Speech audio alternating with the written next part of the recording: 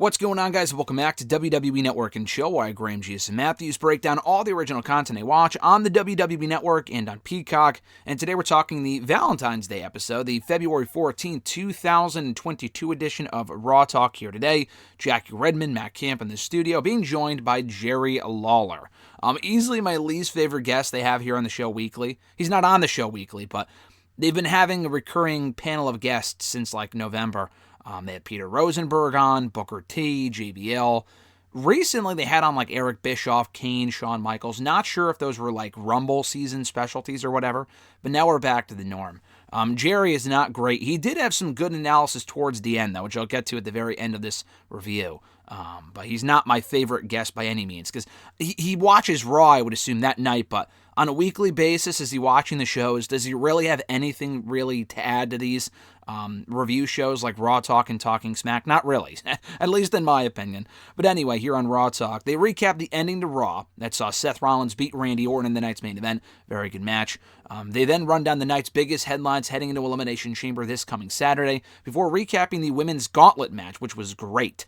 Rhea Ripley running the Gauntlet, beating Doudrop, Liv Morgan, Nikki Ash, before losing to Bianca Belair. Not necessarily in that order, by the way, but a great Gauntlet match from the women, a great final stretch from Rhea and Bianca Belair.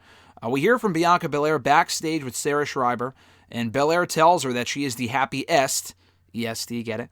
Coming off of that win. She's not used to having advantages, because by winning the women's Gauntlet, she now enters the Women's Elimination Chamber match this coming weekend, number 6, last. She enters the match last. So she is ready for Elimination Chamber, and she is so close to getting her championship back.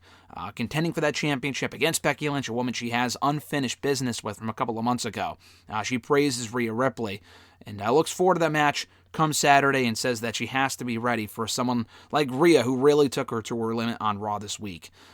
They bring in Jerry Lawler here on screen to talk about Belair and the Women's Chamber and whatever. And he talks about the whole broga thing and the toga thing, and he doesn't have a toga, but he's having a towel instead. And then they linger on that for a second, the fact that Jerry might not be wearing pants, which was a visual I did not need in my head at this current point in time. But at any rate, he says that Belair will be fresh, given that she will have an advantage. No fucking shit.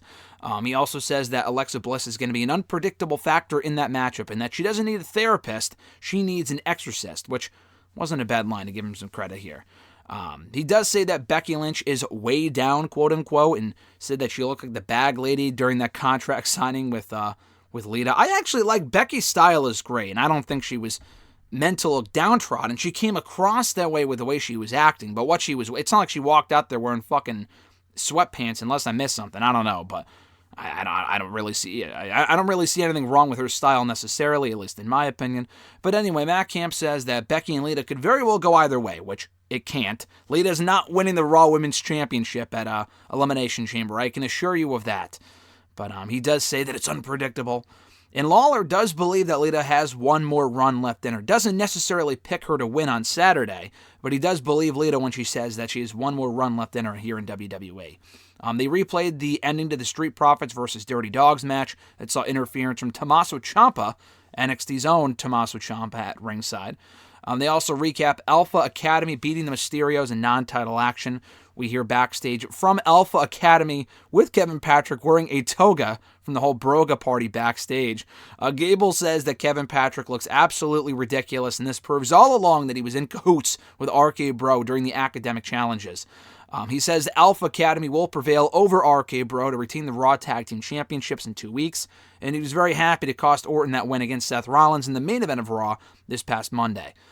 They also replay the Damian Priest versus AJ Styles United States Championship match, which I think was even shorter than last week's match. I'm not even sure how that's possible, and it was a good match, but not as good, shorter, an abrupt, not confusing finish, but it wasn't like, it was a clean win, which is great, but I don't know, it kind of felt off to me. It felt like it could have been a lot more than what it was.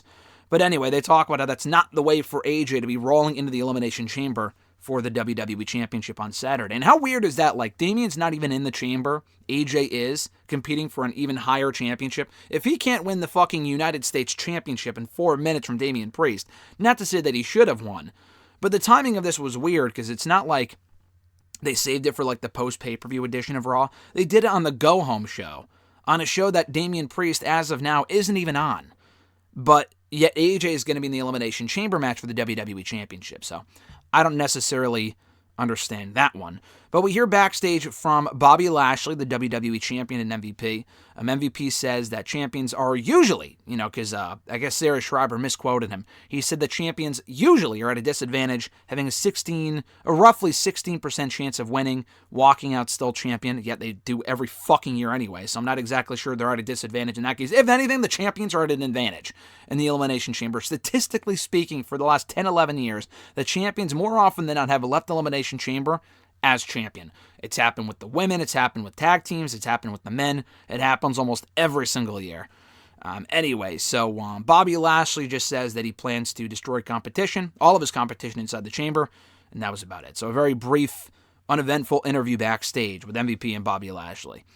Lawler says that Bobby has a ton of momentum going into Elimination Chamber this weekend, and that the chamber itself is kind of an opponent in the sense that when you look up at it, it's intimidating, it can be terrifying, specifically for those that have never been inside Elimination Chamber before, and he doesn't love the chances of anyone who has not been in a chamber because it can be so overwhelming. And one of the people that have never been actually in a chamber before, surprisingly, is Brock Lesnar, and he's my pick to win the whole thing, the same way with a lot of other people. So, he is right in the sense that people who haven't been in the chamber before, from a storyline standpoint, have a lesser chance of winning than someone like a Bobby Lashley who has been, or an AJ Styles or a Rollins. Rollins and AJ have been... Has Rollins been in the chamber before? I honestly don't even know. I know AJ has been. Riddle has not been. Austin Theory has not been. Brock has not been. I think Rollins was in the Elimination Chamber match back in 2018, the number one contenders match on the Raw side, and he lost. But yeah, so Bobby has been, and he's won it, and Matt Kemp even acknowledges that. Not only does he acknowledge that Bobby Lashley has won an Elimination Chamber match before, he acknowledges that he won it 15 years ago at December to Dismember. He actually says December to Dismember, without calling it one of the worst pay-per-views, if not the worst pay-per-view in the history of this company. But I was somewhat happy he actually mentioned the name of the pay-per-view where he won that first Elimination Chamber matchup. But anyway, so Lawler does expect Bobby to repeat come the chamber match on Saturday. And as far as, does Goldberg have any chance of beating Roman Reigns on Saturday to win the Universal Championship? Because they ask Lawler the same question they asked Peter Rosenberg on Talking Smack this past week. They asked them, do you have any shot? Is there any chance that we see Goldberg come back and win the championship? Is this one comeback too many for Goldberg? And Jerry Lawler actually agrees with exactly what Peter Rosenberg said the other day, in that it is one comeback too many, and that you can bet everything on Roman Reigns winning. And honestly, Jerry Lawler, who is like the biggest WWE toe the corporate line type of guy, always says what they want him to say and all this other shit. The fact that he said that was very surprising to me, in the sense that maybe they want you to think Roman will absolutely win and they'll put the championship on fucking Goldberg. I really hope not. I'm still picking Roman. But after hearing Peter Rosenberg say that, who is a bit more of a mark than, Jerry Lawler is, for example, he actually watches the product. But now Jerry's saying that, for Jerry to, and not that what Jerry says is gospel, but for them to have Jerry say that, or maybe he comes up with his own opinion, I don't know. I would assume they just give him shit to say. And then to have Goldberg go in there and then lose in decisive fashion at the pay-per-view just seems weird to me. He was very... Matt Camp was more like, oh yeah, he's a threat, he's motivated, blah, blah, blah. But Lawler was like, no, it is one comeback too many. I would bet everything on Reigns. Saudi Arabia is hot. And the older you are, truth be told, it is a factor, he says. And he's right. I didn't expect Lawler to say that, but he's 100% correct. For God fucking sakes, look at Saudi 3 years ago. That terrible, terrible career near-ending match for Goldberg and Taker in Saudi. Who was it? Taker almost fucking died. Goldberg almost got severely hurt being dropped on his head. That was a terrible match. And that was a case where it was in Saudi and it was too hot. Then don't do the match. You know what I mean? It's very silly. I know Roman Reigns is no Undertaker, but I'm not exactly hopeful for that match on Saturday. But he says that conditions will not favor Goldberg. And to close out the show here, they talk about Valentine's Day. Jerry Lawler's Valentine, I guess, is his dog or something, and he forgot to celebrate before Raw because he had to watch Raw He had to do his homework and actually watch the show before talking about it. And then Matt Cam said that he got his wife a card, and he got a sentimental card. Not exactly sure why I'm talking about this, but they do mention it here on the show, so I guess I can't talk about it. But anyway, so that was Raw Talk in a nutshell for the Valentine's Day, February 14th, 2022 edition of the show. Thank you guys for checking out my review. I appreciate it. Be sure to like the video, drop a comment, share the video, and subscribe to the channel for more daily content. We got an interview with Becky Lynch, very likely dropping on Friday. We had an interview with Santos Escobar of NXT. That was a terrible way to pronounce it. He does it far better than I do. But we talked to Santos last week. Interview went up yesterday in video form. We got Becky Lynch on the phone for an interview yesterday as well. That's going up on Friday. So keep an eye out or an ear out for that one. Talking a lot about Stone Cold, Cody Rhodes, and so much more here on the channel this week on #AskGSM tomorrow, and in the WrestleRant radio excerpts on Thursday. A lot to get to, a lot to pay attention to. If you're not already subscribed, please do so by hitting the bell button and not missing a video as soon as they're uploaded here to the channel. Have a great rest of your week, guys. I'm Graham G. Matthews, and I'll catch your ass down the road.